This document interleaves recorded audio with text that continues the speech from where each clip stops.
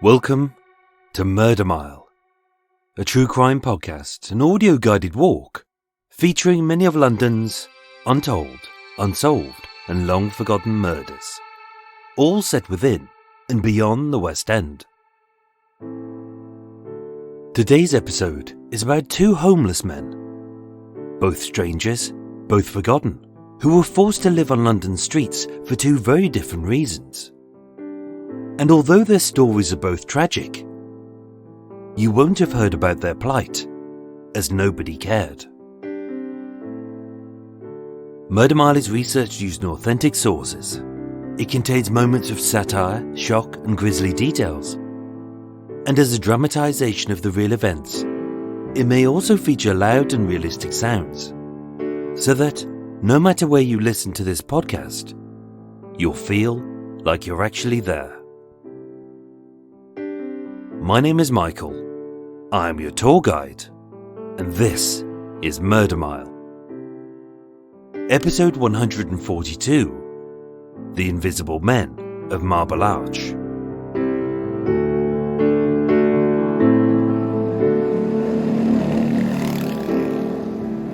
Today, I'm standing in Marble Arch, W1, one street north of the Hyde Park bombing, 3 streets west of Annie Sutton's sadistic stalker, 1 street east of the murder of Police Constable Jack Avery, and 1 street south of the strange revenge attack at the Victory Cafe. Coming soon to Murder Mile. Situated on a traffic island between Edgware Road, Park Lane, Oxford Street and Bayswater, Marble Arch, formerly known as Tyburnia, is named after the infamous White Marble Arch, designed by John Nash in 1827. Inspired by Paris's Arc de Triomphe, this 45-foot high, 60-foot wide and 30-foot deep monument was originally the state entrance to Buckingham Palace, but it was relocated here in 1851. Since then, it has had no purpose, having been requisitioned as an army barracks in the 40s and a police station in the 60s. It is now used for storage, and there are plans afoot to re-site it again. Being a bafflingly pointless landmark, Marble Arch is often used as a place of protest, where the furious give impassioned speeches to a small but like-minded crowd of nodding heads, where tourists take selfies whilst quaffing that quintessentially English delicacy, fish and chips, which actually originated in Israel.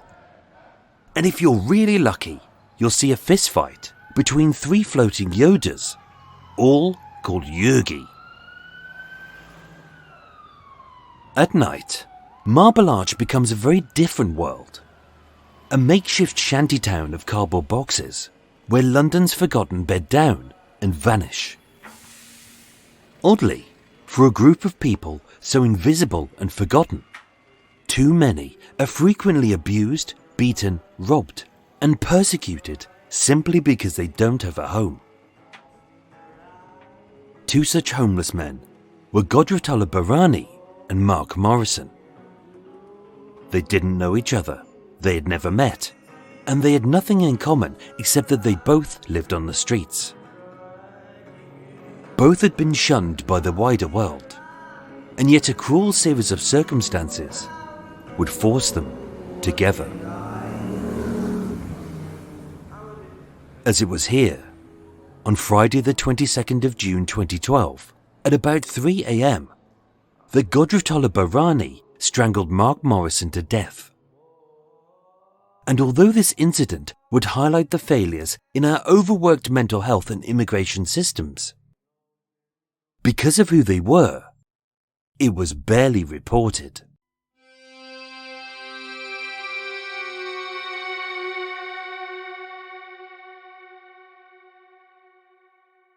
Homelessness is very much an invisible issue. From a population of 66.5 million, it is estimated there are 280,000 homeless people living in the UK. But homelessness is a word which is often misused and misconstrued, as it doesn't just mean someone who sleeps rough. It refers to anyone without a permanent place to live. But whereas any home, no matter how provisional, can provide some safety and stability, for many, their only option is to live wherever they can find shelter. On the street, in a doorway, or on a bench. Different organisations have estimated it's anywhere between 2,500 and 9,000 people sleeping rough in the UK every night. Left to the elements, they live without life's basics, like fresh water, clean clothes, heat, safety, and food. But there are many reasons for a person to become homeless. Some have no option, forced out owing to family breakup, a divorce, loss of work or income, cut benefits, or conviction. Some are fleeing abuse, violence, persecution, or are actively escaping life stresses. Some are mentally unwell, having slipped through the cracks. And others are veterans, abandoned by the country that they fought for.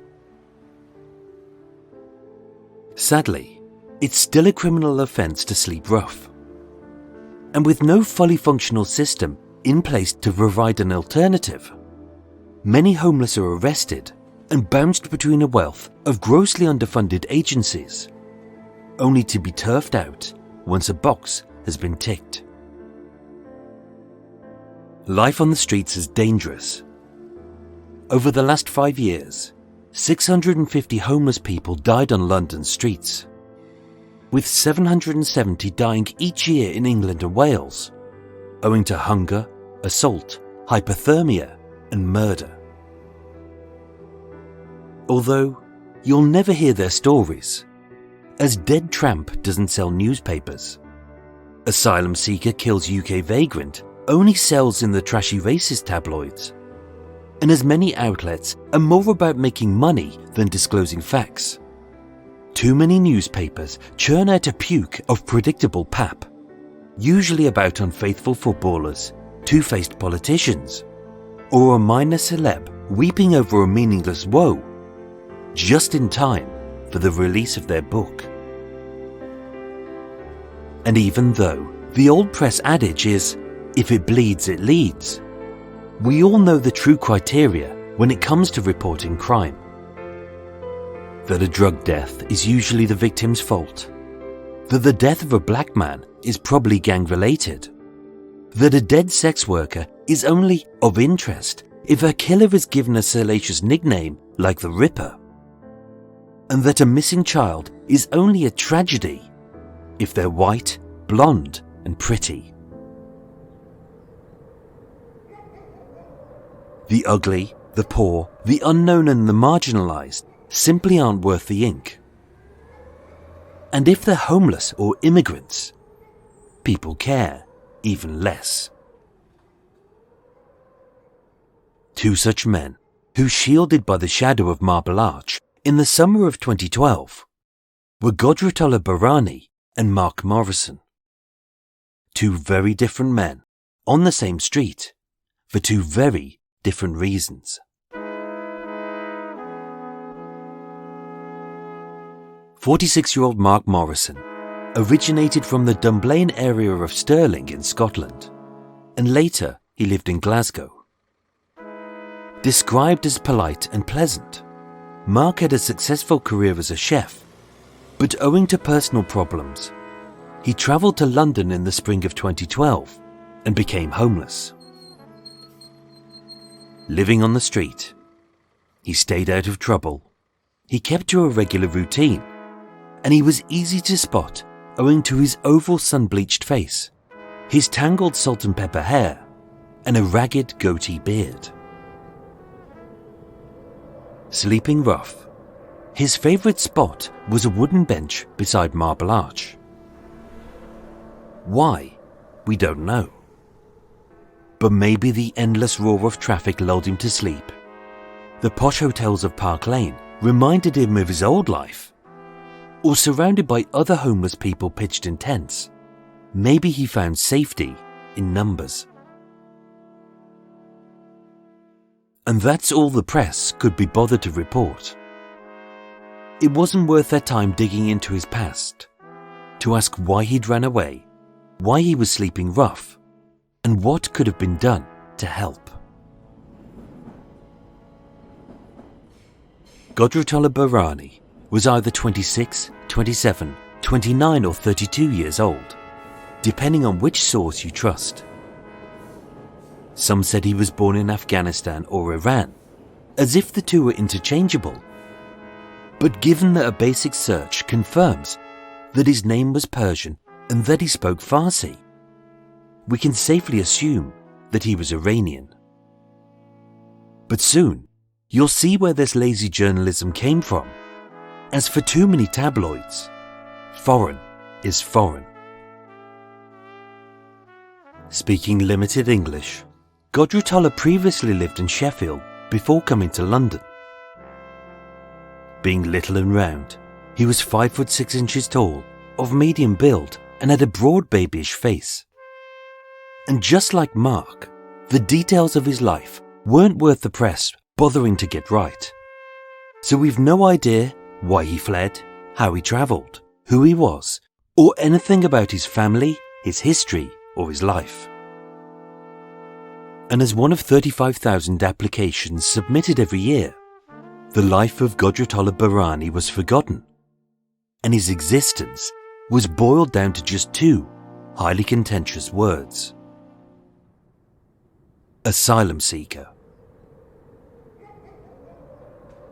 But for both men, more than any other year, 2012 would be a bad year to be homeless. The International Olympic Committee has the honor of announcing that the Games of the 30th Olympiad in 2012 are awarded to the city of London. On the 6th of July 2005, London won the bid to host the 2012 Olympic Games. At a cost of $14.8 billion, it would convert a 500-acre site of toxic wasteland in one of London's most deprived boroughs into an Olympic park, developing a wealth of new homes, jobs, roads, facilities, and a legacy which lasts today. Still reeling from the economic collapse of 2008, the opening ceremony was a spectacle like no other, even if the Queen had forgotten to tell her face, and it was a vital moment of pride for Great Britain. But not everything about the 2012 Olympics was as glorious as it seemed. Anticipating a huge influx of tourists, bringing a much-needed revenue to the city, with the Tottenham riots of 1 year earlier still fresh in the world's mind, London needed to be seen as clean and safe. In 2009, London Mayor Boris Johnson pledged to clean up the city and to end homelessness for good. But the methods employed were rough, heavy-handed, and just a smokescreen. Operation Poncho deliberately targeted the homeless by establishing no-sleep and dispersal zones in tourist hotspots. It increased the police's stop-and-search powers to tackle smoking, drinking, and sleeping in public places. Any haunts favoured by rough sleepers were continually wet down with high-pressure hoses, and any bench or ledge was fitted with steel railings and dulled spikes to make anything but sitting upright impossible. Near to tourist spots, cycleways, and Olympic highways, any temporary shelters were removed. And as happens before every royal wedding, many undesirables were forcibly bagged up and bussed out to neighbouring towns like Brighton, Reading and Slough. Operation Poncho's ethos wasn't to solve the problem of homelessness, but to push these unfortunates out of sight and out of mind. So as if their lives weren't stressful enough, rough sleepers were marginalised even more than usual.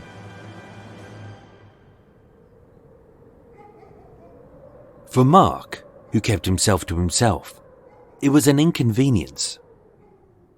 But for Ghodratollah, with immigration and mental health services under even greater strain, his homelessness made him even less of a priority and even more invisible. In autumn 2011, Ghodratollah was being held at Brigstock House, a dispersal unit in Thornton Heath used as long-term accommodation for asylum seekers until their applications have been decided. But after 6 months of waiting, with his application rejected, his accommodation was withdrawn. Guidelines were followed, boxes were ticked, papers were filed, and somewhere in an office, a faceless official crossed off yet another number from their list. Next. But while Ghodratollah would appeal this decision, he would be forced to sleep rough. With no home, this made his application even harder, as with vagrancy being illegal and hindering his immigration status, into the system and the city, he would vanish. 6 years earlier, Britain was riding high, having won the Olympic bid. We don't like winning, as it gives us nothing to grumble about.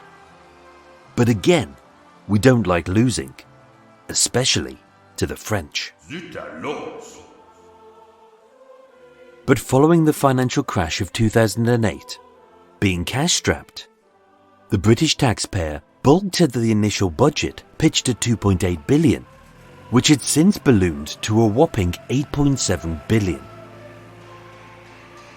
Behind schedule, the city had become a building site, as the run-up to the Olympics were beset by a series of embarrassing blunders. Described as a predictably British clusterfuck, Wenlock and Mandeville, our mascots who look like brightly coloured flaccid penises, were quickly ditched. Bojo, our flag-waving mayor, and dare I say it, current Prime Minister, got stuck on a zip wire. The ticket system was so farcical, it left thousands with either no tickets or an impossible-to-pay bill, being forced to watch crap like horse dancing. Local businesses were banned from the site, as the only official food outlet was the world's largest McDonald's. G4S had ballsed up so badly that the British Army was called in to provide security. And everyone's expectations were so low, as A, we're British, and B, the opening ceremony had been announced as featuring 50 real sheep. Of course, we've all forgotten about the crappy build-up to London 2012, having replaced it with the triumphs of Olympic heroes like Usain Bolt, Michael Phelps, Jessica Ennis, Chris Hoy, Mo Farah, Nicola Adams, Laura Kenny, Gabby Douglas, Bradley Wiggins and David Weir, to name but a few. As well as Tom Daley's awesome dive, Stefan Feck's belly flop, and even Oscar Pistorius, before the, you know. The Queen and James Bond parachuted in. Mr. Bean played Chariots of Fire. The Paralympics were an absolute triumph. And Danny Boyle's opening ceremony was, pardon my French, fucking brilliant.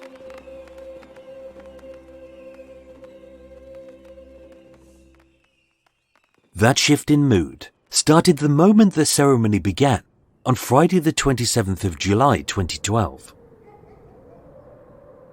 But in the weeks prior, as Union Jack bunting adorned the streets, London 2012 was considered by most as a waste of money.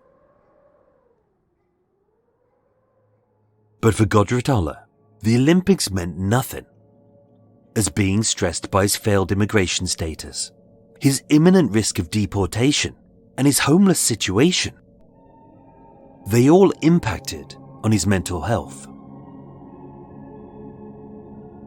In the early hours of Sunday the 17th of June 2012, Ghodratollah was seen banging on the Privy Purse gate of Buckingham Palace. He demanded to see the Queen, as only she could help him, and he claimed that he was the King of Afghanistan, which is why so many lazy journalists got his nationality wrong. Stopped by the police, even though their powers had been increased under Operation Poncho.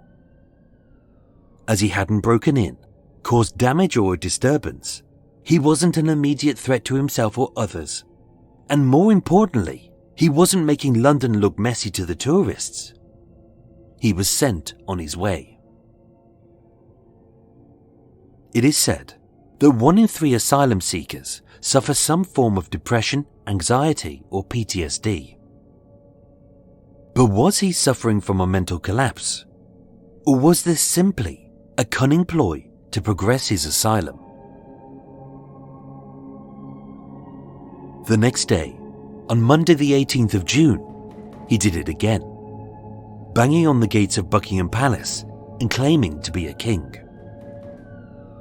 Believing he was mentally unwell, under Section 136 of the Mental Health Act, the police were authorized to take him to a place of safety, in this case, a hospital.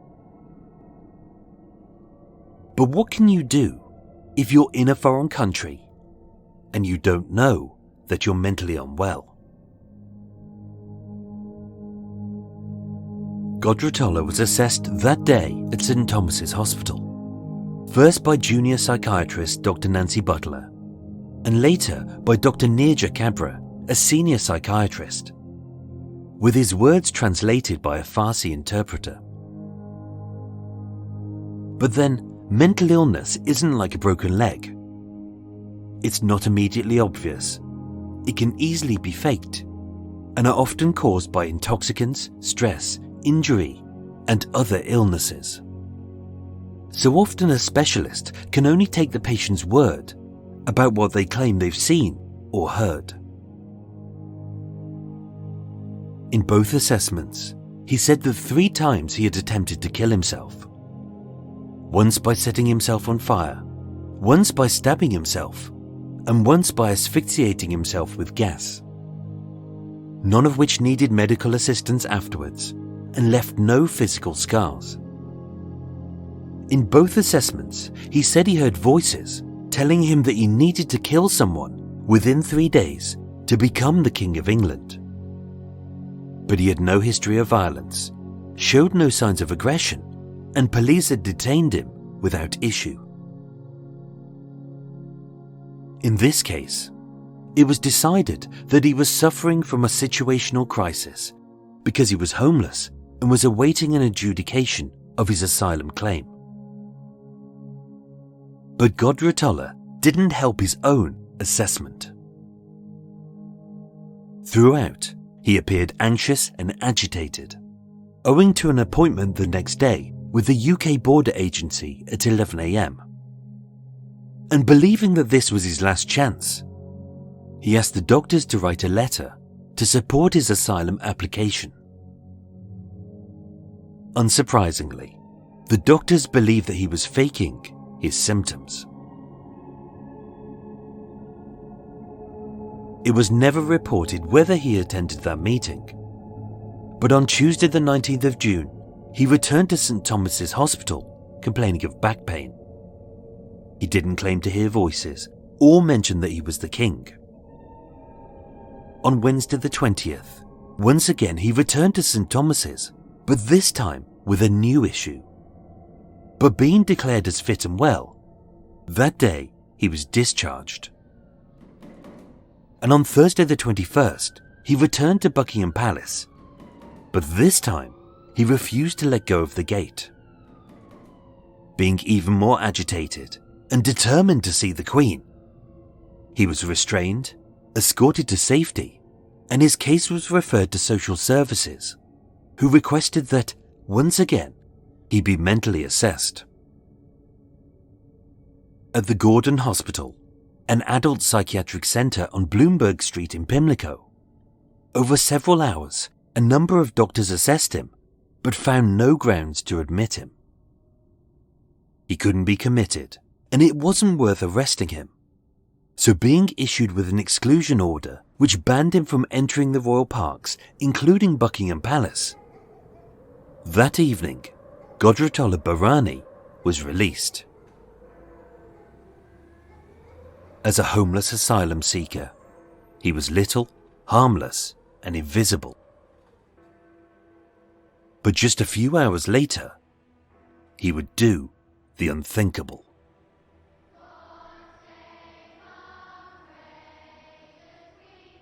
"5 weeks before the start of London 2012, the city pulsed with tension and stress. The bunting was up and the tourists were out, but businesses were rightfully grumbling as a £13 billion boost to the economy had failed to materialise. The unfinished Olympics highway was a national embarrassment, which would later leave exhausted athletes stuck on hot coaches for hours. Terrorists were still being dicks, so in parks and on top of tower blocks sat batteries of surface-to-air missiles to shoot down any hijacked airliners. But for once, like a drizzly little miracle, the typically inclement British weather was actually okay. The Olympics was upon us. Nothing else existed, and with many having been bussed out to neighbouring towns whose homeless populations had mysteriously doubled, the rough sleepers of Marble Arch were invisible.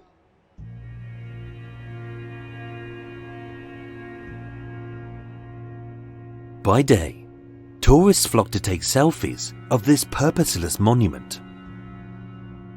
By dusk, any possible sleeping spots had been wet down with high-pressure hoses. But by night, some of the homeless had returned. Friday the 22nd of June 2012 was no different to any other night. Being clear, dry and warm for this 46-year-old former chef from Stirling. Even at 3 a.m, it was nice enough to leave his tent and to sleep on a bench. Being his favourite spot, Mark Morrison snuggled up in his sleeping bag, gazing at the yellowy haze of the sky as the soothing hum of traffic encircled him. The night was calm. With the tube shut down, he wouldn't be bothered.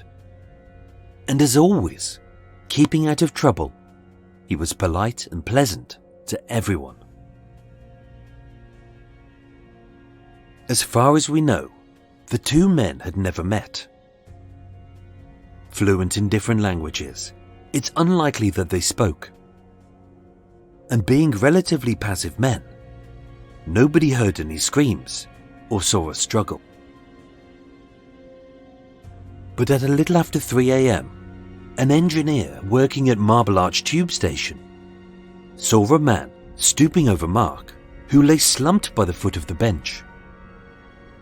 Being confronted, Ghodratollah ran off and the police were called. But it was too late. Mark had been strangled to death with a green piece of tent cord. His life snuffed out, for no reason, by a man he didn't know. But was this murder caused by a situational crisis, as the doctors had said, as part of Ghodratollah's deluded plan to become the King of England? Or simply as a ploy to get British citizenship?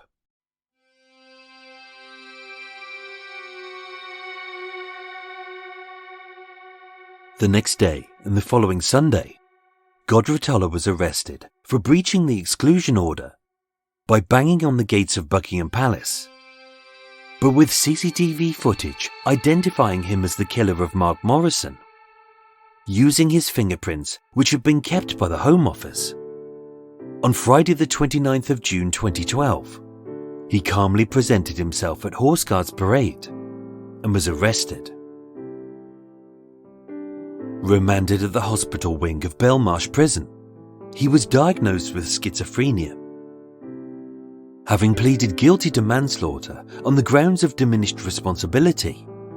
He was given an indefinite hospital order. As of November 2015, he has lived at the Evergreen Lodge Care Home in South Croydon, a facility for men with complex mental health issues.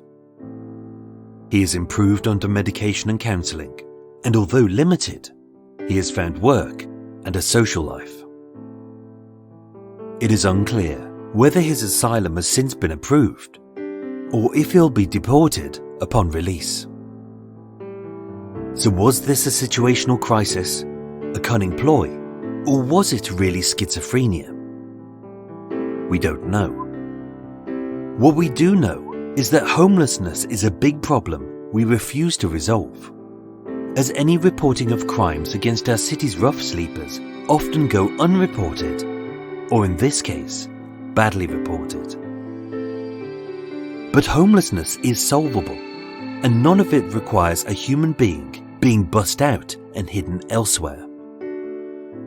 As seen at the start of the pandemic, within a single week, almost every rough sleeper was given a bed, a place of safety where they could wash, eat and sleep, with a chance to resolve their problems and to get back onto their feet. But with our crisis almost over, once again, the homeless are back on the street, where they remain nameless, faceless and invisible.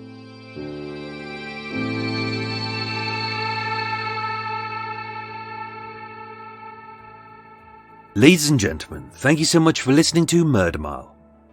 As always, a non-compulsory Chatty McChatface follows after the break, where you can learn a few extra details about this case if you want to. But if it's not your thing, I won't be offended if you don't. A big thank you to my new Patreon supporters, who are Joe Fulton, Harry Morell Hall, Kelly Jackson, Epona2 and Alex Kolb. I thank you all. I hope that the new Cake of the Week feature isn't proving too delicious for you all, and that you haven't coated your Murder Mile goodies in chocolate and scoffed them, although that's something I probably would do. Plus a thank you to an anonymous donator via the supporter link. I'm guessing that was Audrey Totu trying to get my affection without Eva knowing, because as we all know, Eva gets very jealous. And a special thank you to Amanda Harris for your very kind donation via the Murder Mile website. As expected, I spent it on a coot-shaped cake. Murder Mile was researched, written and performed by myself, with the main musical themes written and performed by Eric Stein and John Books of Cult With No Name. Thank you for listening, and sleep well.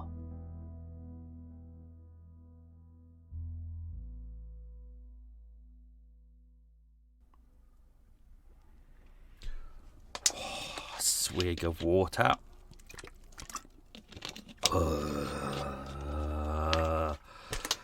Hey everyone, how are you all?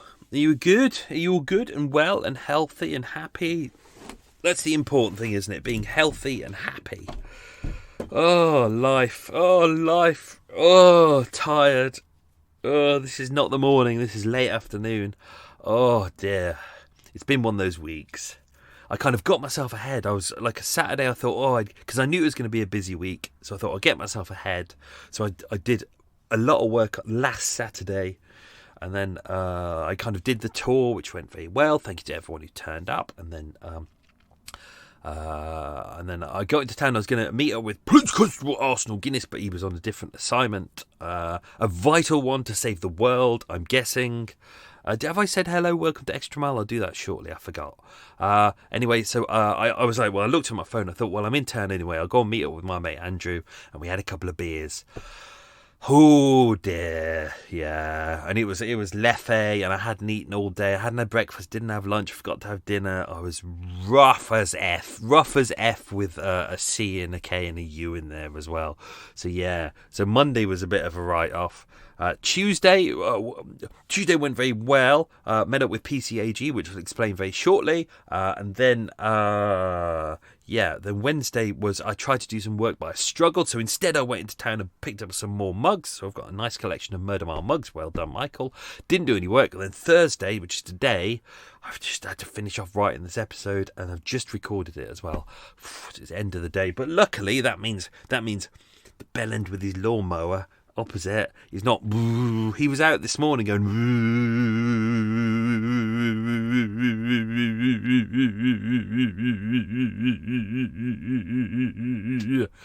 etc. Luckily he's not. So right, I'm going to open some windows and shit. Oh dear. So I hope you enjoyed that. That was a bit of a different episode. Open windows. Oh. Windows open. Can't remember if I put sugar in. Hang on, that. Right. Haven't got a cake of the week because I'm trying to lose some weight so I look less fat at CrimeCon. Oh dear. So I haven't really had, except at the start of the week, obviously, because I was a bit hungover. So I had quite a few bagels and some cakes and things. Oh dear Lord. Anyway, so what else is going on? So Tuesday I met up with Police Constable Arsenal Guinness, the Metropolitan Blood, which is lovely. I haven't seen my old pal in ages, so that was really lovely. We met up and had a coffee. And we had a nice Vietnamese curry, which was very good, just on the corner of Chinatown, even though we were distracted by bellends on rickshaws. Even the restaurateurs who were there were just shaking their heads because there were guys on the rickshaws going past with music blaring, and they were like, everyone's trying to enjoy their meals. Why don't you just piss off? They're really annoying. The restaurateurs, like, you could see it in their eyes. They were like, if we could kill you, we would. And then we did three...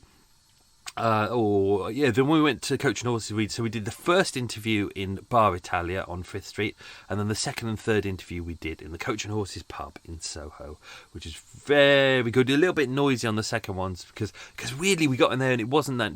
Only 15 people in there, but the second we started talking, all the noisy bastards decided to hang around us and started chatting. But I've listened to the audio and it sounds pretty good. So we'll do that. So that was really good. So thank you, Police Constable Arsenal Guinness, the Metropolitan Blood. It was very good. I asked him in advance if he wanted to see all the questions, and he said no. I said you can not answer questions if you want to, and he was fine with that. He answered all the questions, and he was very honest about all the questions. So thank you on behalf of all of us, Police Constable Arsenal Guinness. The 3-part series that will form will be coming out in October, and it's called New Blue. So that's recorded. I've just got to piece it all together. What else is going on? It was a busy week for me because obviously back to the hospital because got new eye specialists. So we're sorting out new eyes. So it's new lenses for my eyes. So I'm on different ones at the moment. And because my eyes, after years with my eye problems, my eyes are scarred to shit. I only just noticed the last couple of days because normally I don't look at my eyes because I'm used to popping in lenses and just carrying on. But these are new lenses that I've had to learn how to put in. They're really weird and different, and they take a lot of adjustment, and I've got to get my fingers in the right place, and they're really difficult. And I was looking at my eyes thinking, why is there blobs in front of the eyes? And I realised it's not. It's my eyes are scarred up. So I've got new lenses in. They're not quite right. I'm going to have them in for 6 to 8 weeks. They're really annoying. My right eye seems to be all right. I can read with that one. That's my good eye anyway. Hang on. Kettle's doing. Let that brew for a bit. Remind me to go and pick up. Remind me when I've done this bit that I'll go and get my tea because it's brewing. So the right eye is good. I can read with that, but the left eye, because it's a really odd eye, I've got almost no vision in my left. So it's all blurred, but I've got to stick them in because my eyes are going to change shape, and it's really weird.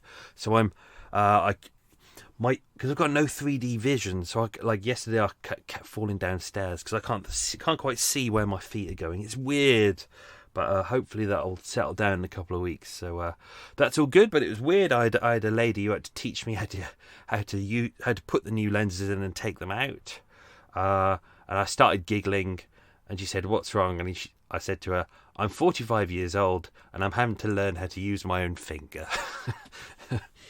And she was trying to be professional, but you could tell that she was having a good old giggle about it. So that's good. So we'll see how these lenses do. The one on the left is being a real bastard.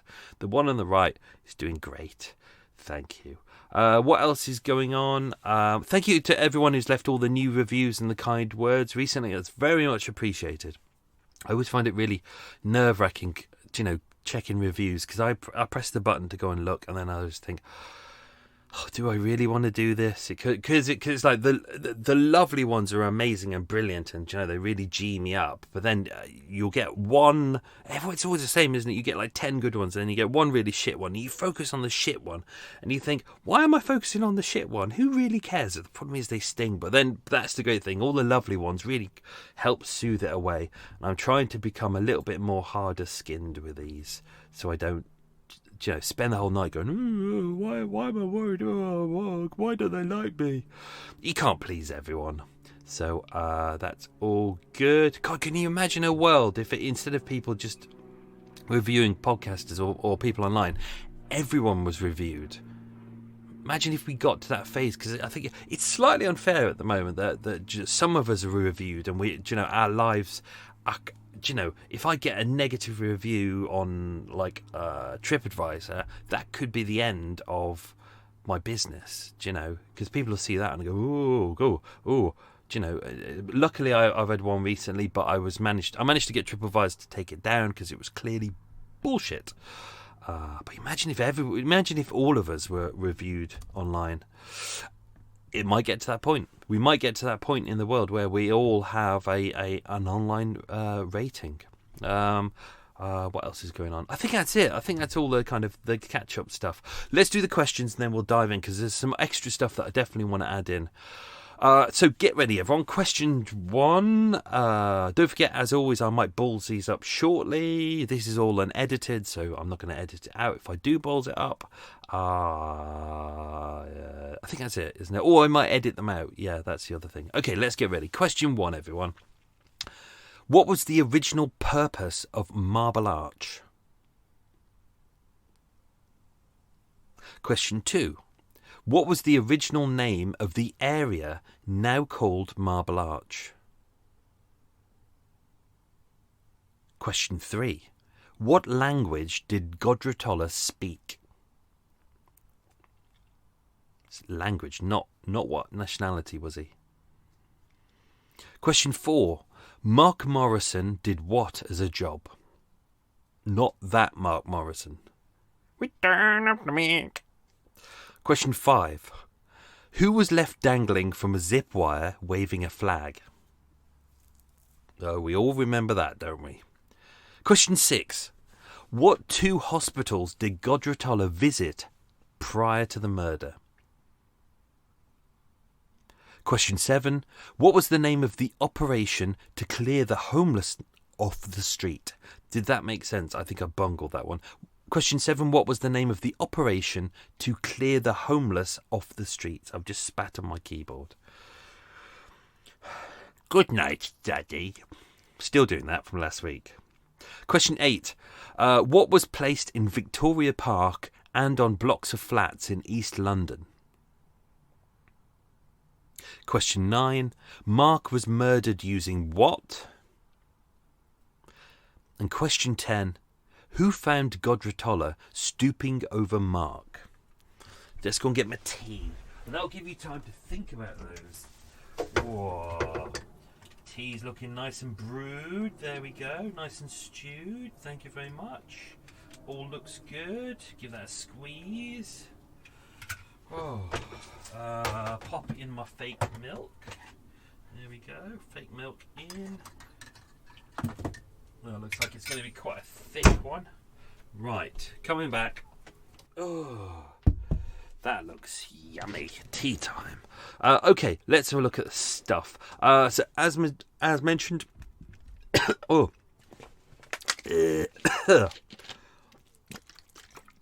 as mentioned, Ghodratollah had his asylum application rejected. We don't know why. This wasn't mentioned in any of the documents I've been able to find out. although there can be many reasons for that. Many people who are asylum applicants to London who need a home are often housed in two places. One is Barry House in Southwark, and one is Bridgestock House in Croydon. As mentioned, that's technically in Thornton Heath. So this is kind of a dispersal accommodation, so it's where it's kind of decided if the application is successful, they'll be dispersed to kind of new accommodation. If it's not, they will be given their letter which tells them that they're going to be deported. The judge in the case was Judge Christopher Moss. He criticised the doctors who examined Barani before the killing. He said, "I have no doubt from what I have read and heard that the death was entirely preventable." He said that it was clear that Barani was suffering from schizophrenia, although the doctors had not diagnosed it. Judge Moss told Barani, "Voices were telling you had to kill someone in order to become the king, that you had to kill in order to become the king of England." I said the same sentence twice because of my dick. Not because of my dick, because of my dick. Sorry, I'm so tired, really tired at the moment. It's at the end of the day. I haven't stopped, which is a good thing, or is that? I don't know. I could do with going to the shops though and treating myself to something nice but healthy. As mentioned, Ghodratollah went to Buckingham Palace. So Marble Arch to Buckingham Palace is literally that. It's probably like a 5-minute walk, if that. It's not far. It's kind of the other side of Hyde Park, then kind of turn a left. He appeared outside the palace in the early hours of Sunday the 17th of June, as mentioned. He said he wanted to get into Buckingham Palace. He said he was the king of Afghanistan, which is often mentioned, was where a lot of the press seemed to have got the mistaken idea that he was an Afghan as opposed to being an Iranian. But then again, that's the problem. As mentioned before, I'm not really ripping into journalists on this, but the problem is, journalists are often given a lot of tasks at the same time. And what you're going to do, you're going to go into town, you're going to double check something, or you're just going to go online and see what the press reports say, and then get everyone else's information, and then just add some extra details that you found on Wikipedia or Twitter, So, unfortunately, they don't have time to double check everything, which is why I always say to everyone, don't rely on everything you read in the press. I'm not saying it's a conspiracy. I'm just saying, they don't have time to get everything absolutely accurate. Even in books are the same problem. Quite often, people will take sources from newspapers and will say, "Well, it's in a newspaper, so it must be accurate." But that's not true. You've got to double check everything. Arrested again at the. I hope this isn't a question. I can't remember the questions. At the Privy Purse Gate, it probably is, which is between Constitution Hill and the Queen Victoria Memorial, also known as the North Gate of Buckingham Palace. Police believe that he was mentally unwell, and under Section 136 of the Mental Health Act, stated that they could take him to a place of safety, which they did. They took him to the hospital. So I won't go into this bit that we've already done. The doctors said that when he went into hospital, obviously this was all through a translator. I almost ballsed up a question then. Ghodratollah said that he had come to the hospital to get help with the killing. The doctor said, "I asked him what sort of help. Barani replied, "It's the voices in my head telling me to kill someone, and if I go to the hospital, I can get help with the killing."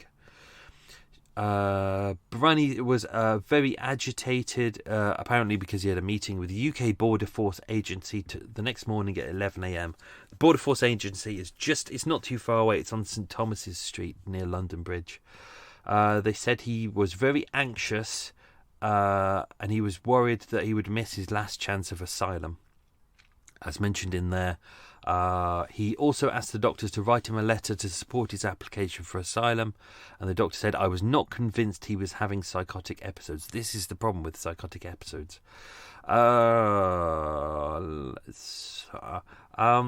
Judge Christopher Moss criticised the doctors who examined Barani and said, "I have no doubt from what..." I've done this bit, haven't I? What a numpty. I've flagged up a bit that I've already done. What a numpty do. Anyway, oh, the light's streaming in behind me and it's really bright. It's blinding my one eye. Not my one eye as in that way. It'd be weird if I was sitting there like that. What else? Why have I highlighted that up? Such a dumpty. No, that's fine. We'll move on from there. So, as mentioned, when he was taken to the hospital, they couldn't find any sense of. He wasn't diagnosed with any mental illness, but as we've seen with Daniel Gonzalez before, this is why I'm trying to park all of these episodes back to back. We're getting a lot of diminished responsibility episodes. What I want to do is kind of ask the question with each of them. What is diminished responsibility? What is manslaughter? Where do we define the grounds between this? Obviously, with Daniel Gonzalez, he wasn't found to be guilty under the grounds of diminished responsibility. They said it was murder, but obviously with this one, they're saying it is diminished responsibility. Whereas with Joe Ganane from 2 weeks ago, which was the crack addict, they said that wasn't diminished responsibility. So where does it start and where does it end? That's why I'm trying to put these episodes together so we can kind of look at them side by side and go, hang on, what's happening here? What is there a definition? Is it based on what the jury said? Is it based on what the judge said? There doesn't seem to be clarity here. So even when he was taken to an unnamed hospital, well done, Michael, you didn't balls it up. Which was an adult mental health hospital in Pimlico. I can get away with that. They said a number of doctors saw him over a number of hours, but it was decided there was no grounds to admit him, i.e. they couldn't find any kind of sense of mental illness, and therefore they hadn't got the rights to kind of keep him there. Obviously, the police have no more powers by that point. He hadn't really committed much of a serious crime. He wasn't mentally ill. Quite a few hospitals had kind of dismissed him, so really what could they do? Now, the finding of Mark Morrison's body, I've kind of glossed over it here, but that's because a lot of the details aren't actually that clear. It was said that his body was found next to a public bench in the early hours of Thursday, so the murder happened after 3 a.m, but it's not clear when he was found. They just say the early hours. The Metropolitan Police spokesman said at the time they believed he'd been assaulted. So it's not clear whether Ghodratollah was assaulting him at the time or whether it was just a strangulation. But a post-mortem examination has since given the cause of death as strangulation. Officers from the Homicide and Serious Crime Command are investigating and have appealed for witnesses. And that's the problem, is there weren't many homeless people in and around there at the time, and it's not really clear. They said that the unnamed man who was doing an unnamed job, well done, Michael, at the time, who challenged Ghodratollah, it's unclear whether he called the police or after Ghodratollah had ran off, whether he kind of just left the man and then the body was found a couple of hours later. It's really not clear about. I've gone through multiple sources, and as mentioned in this case, there's not a lot. Not a lot was reported. No one really seemed to give a shit about getting the case right. As with a lot of this, all that was really important, and if you look at a lot of the articles, all it seems to be is the words highlighted are always homeless and asylum seeker. So that's what it seems to be. After the murder, Dr. Cameron Ryan, a psychiatrist at the hospital, which is in the Queers, assessed Barani the next day. So this was the day that he was meant to have the meeting with the UK Border Force. So whether he attended it, we don't know. That wasn't flagged up. But he hadn't been identified by the police at that point. Barani had been referred to this hospital by a social worker. Although his actions, they were saying that even at that point, again, they were believing that this was just a way of furthering his asylum application. I'm still a little uncertain on this. I've tried to find a way to explain it better. I'm still a little uncertain how this would further his application, about whether if you're committed of, because if you're committed of a crime, then you will go to prison. But afterwards, the judge may say, after you're released, you will be deported. The same the same with mental health. It seems to be that if you're sorry, that was a burpee and that was a little bit rude. Sorry, everyone. It just popped out. Yeah, it always pops out, doesn't it? I'm very burpy. I'm very windy and burpy. Everyone knows that. It's if you're held under a hospital order, which, as mentioned in here, Ghodratollah, that was under him. So that means that normally under a section order, you're kind of sectioned for like a period of months, and then you have to reassess it. But a hospital order means that a doctor can basically say, okay, you're going to stay here until either I determine that you can leave, or I think it's the Secretary of State has to be consulted on this. So it's quite serious. You could be there for the same happened with the Camden Ripper. His was on a hospital order. He was there for about 6 months, and then it was deemed that he was safe to be released. Whereas quite a few prisoners, still under hospital orders, and they're held until ridiculous o'clock. Ridiculous o'clock meaning, months, years, decades. What else have we got? So again, Friday the 22nd, so after the murder the same day, he went back to Buckingham Palace, tried to get in to see the Queen, said that he was the King of Afghanistan as before, and only the Queen could resolve the problems, which is probably why the Queen looks so miserable at the Olympics. Hopefully I haven't edited that out, but she did look bloody miserable at the Olympics. Although, she was a lady in her late 80s, early 90s by that point, and I don't think she's a fan of sports except horsey things. So yeah. So again, he was given he breached his exclusion order from the Royal Park, so he was rearrested, but again re-released because it's not a major offence. He's not committing criminal damage. Sunday the 24th, he was outside the palace again. It was the changing of the guards. So the changing of the guards normally happens around 10:45 and normally lasts around 45 minutes. So I reckon they say he was arrested around 11 a.m. But again, they didn't really know who he was at that point, so he wasn't arrested. But on Friday the 29th, again, he returned to Horse Guards Parade, which is 13 Macclesfield Street, which is roughly at the back of 10 Downing Street, so not too far from Buckingham Palace. When he got there, he presented himself to the police and the soldiers who were at Horse Guards Parade. By that point, he'd already been in the papers. The police had kind of put his picture in there, and he was arrested at that point. What else can we say? The inquest, as mentioned, was held at Westminster Coroner's Court. He pleaded guilty to Grand Theft Auto. Why would I say that?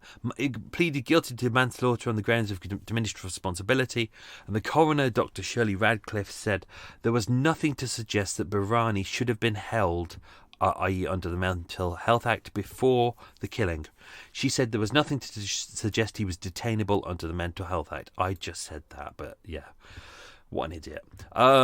Investigation was pretty simple. They had his fingerprints. So, as he's an asylum seeker, the Home Office holds his fingerprints for a minimum of 15 years, even if he's rejected, which will come in handy later on in this case. We had the one eyewitness, who I won't mention.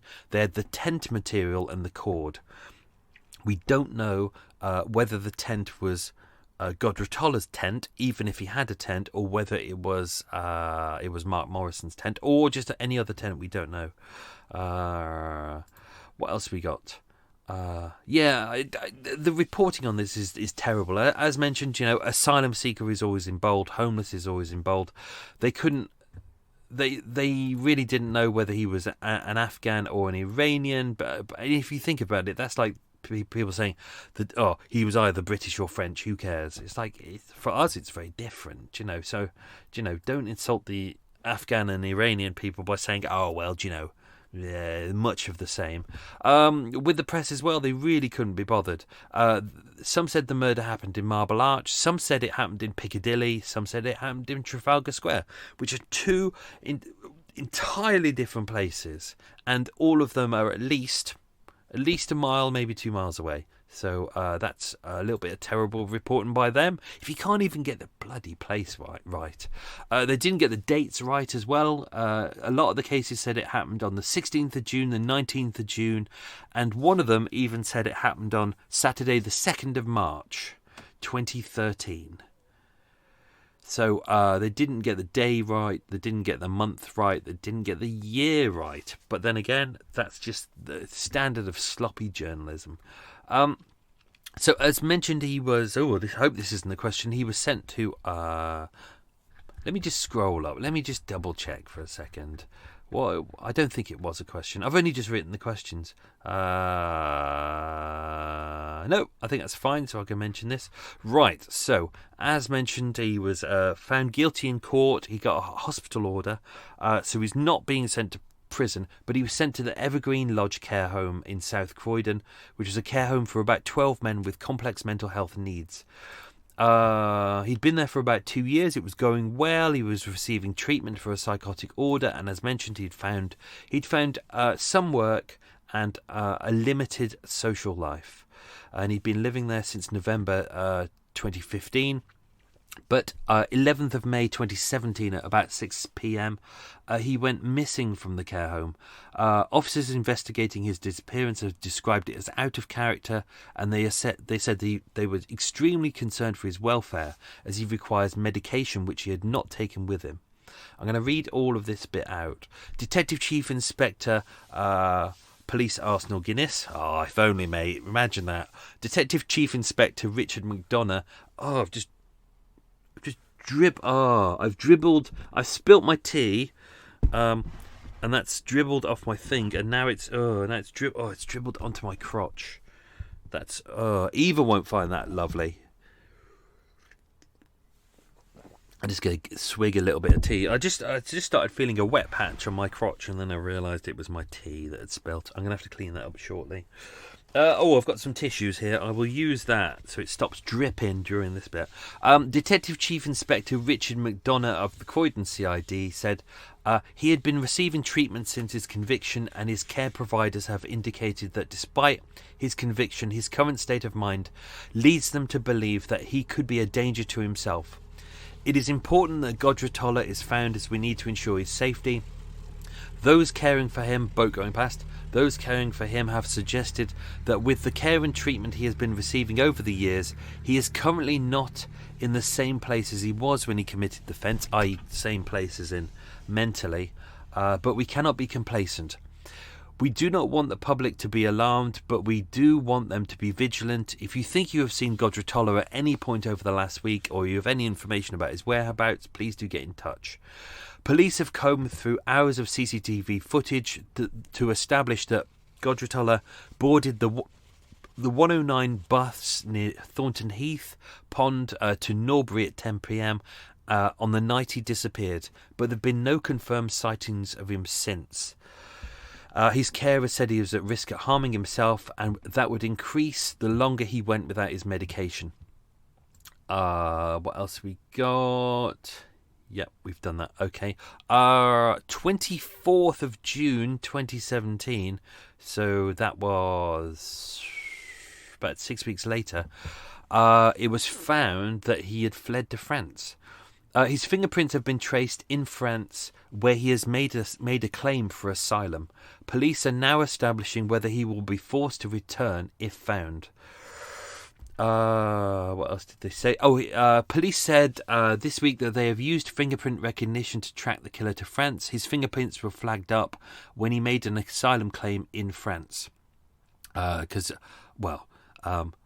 when we were part of Europe, we had an interconnected system with the European countries. So if someone made a claim in one country, it would flag up in other countries. Well, not immediately, but you could track it. Unfortunately, we're not part of that system anymore. Detective Sergeant Paul Smith said, "We have no idea how he got over there. It would be likely he left the country clandestine. We believe he planned or managed to sneak out in some way. The officer said that Barani had managed to avoid border checks, and there was no trace of him leaving the UK.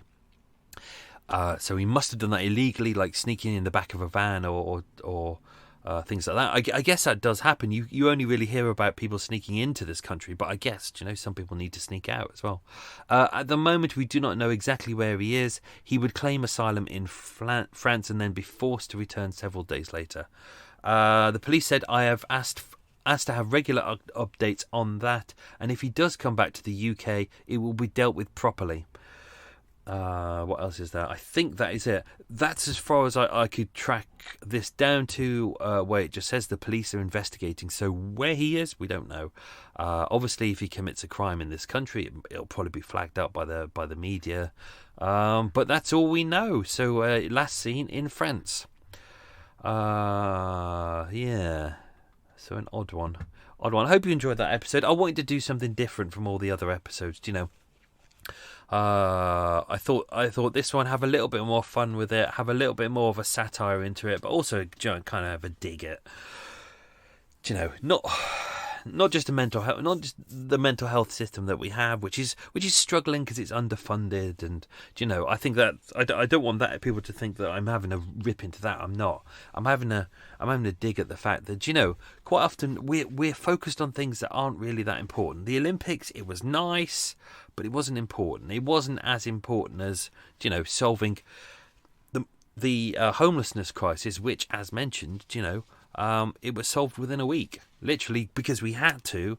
We were able to turn around and go, right, all the homeless people off the street, all of them were put into hotels or some accommodation. Some accommodation wasn't particularly good, but they were given beds. Now the thing is that not all homeless people, like a lot of people go, oh, we'll give them a home and then they'll be fine. But a lot of homeless people don't want homes. That's the point. That's what they're running away from. They don't want responsibility. They want to escape. They want to have the freedom. And many actually struggled being forced to stay in hotels because it's not what they're used to. They're like being outdoors. They like the freedom of it. They don't like being restricted. That's why they're homeless. But it just shows that we can do it if we want to. For those who need it, we can sort out homelessness, but we don't. So let's do the answers to the questions. I don't think I ballsed up too many. I don't think I ballsed up any. I think I probably have. So let's do this. Question number 1. What was the original purpose of Marble Arch? It was the state entrance to Buckingham Palace. It was actually commissioned under the king prior to Queen Victoria, and I can't remember which one he was. But when Queen Victoria came to power, and I'm thinking it was 1832, but I could be wrong. It could be 1837. Obviously, she didn't want that there anymore. It was in front of her house. She's like, I don't want this shit in front of my house. So they moved it to Marble Arch, of which it really doesn't serve a purpose anymore. Question number 2. Hence, it might be moved again. Question number 2. What was the original name of the area now called Marble Arch? It is called Tyburnia. In some maps, it's still referred to as Tyburnia. And the original name of the street for Oxford Street, which is the street that goes from Tottenham Court Road down to Marble Arch, was originally called Tyburn Road. Question 3. What language did Ghodratollah speak? It was Farsi. Question 4. What Mark Morrison did what as a job? Return of the Mac. He was a chef. Unfortunately, we don't know where he was a chef or what kind of chef he was. All we know is he was a chef. He came from Stirling and he lived for a while in Glasgow. Question 5. Who was left dangling from a zip wire waving a flag? Actually, 2 flags. It was Bojo the Clown, a.k.a. our former mayor, a.k.a. our current Prime Minister.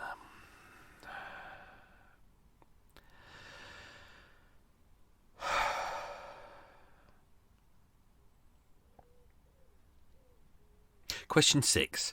What 2 hospitals did Ghodratollah visit prior to the murder? I didn't balls up this one, so well done me. It was St Thomas's Hospital, which is on the bridge of Westminster Bridge Road, and the Gordon Hospital, which is over in Pimlico. Question 7. What was the name of the operation to clear the homeless off the streets? Operation Poncho. And I hope you're equally as disgusted as I was that something like that would exist. Yeah, you think people would be treated with respect, but obviously not. Question 8. What was placed in Victoria Park and on blocks of flats in East London? It was batteries of surface-to-air missiles. Although they look very flashy, you can still see the pictures of them online. They're still there today. The problem is surface-to-air missiles, in order for the radar to work, it needs to have a clear day. And of course, they were placed in Britain, and we don't have clear days. We have cloudy days. So everyone said, they would work, but, you wouldn't be able to direct the missiles properly. And also, you got plane. If a hijacked plane is flying over London and you shoot it down, it doesn't just blow up the plane. The plane goes into like large chunks, right? And then it would fall somewhere, so it would kill someone. So it was I think it was a bit of a showy idea as opposed to a practical idea. Question 9. Mark was murdered using what? It was a green piece of tent cord. As mentioned before, we don't know whether it was his or whether it was Ghodratolah's or whether it was someone else's. And question 10. Who found Ghodratollah stooping over Mark? It was an engineer working at Marble Arch Tube Station. So, there's that. Oh dear. What time is it? Oh, it's almost end of day. Almost end of day, and I need to go and take a break and charge up. Oh, and maybe go to the shops and get myself something nice as a treat. Well done, Michael. Anyway, hope you enjoyed that episode. Next week's episode, I can't remember what it is. I might move the episodes around a bit, I think. But anyway, hope you all enjoyed that. That was episode 142, The Invisible Men of Marble Arch. Have yourself a good week. Stay safe. Be good. Lots of love. Bye-bye.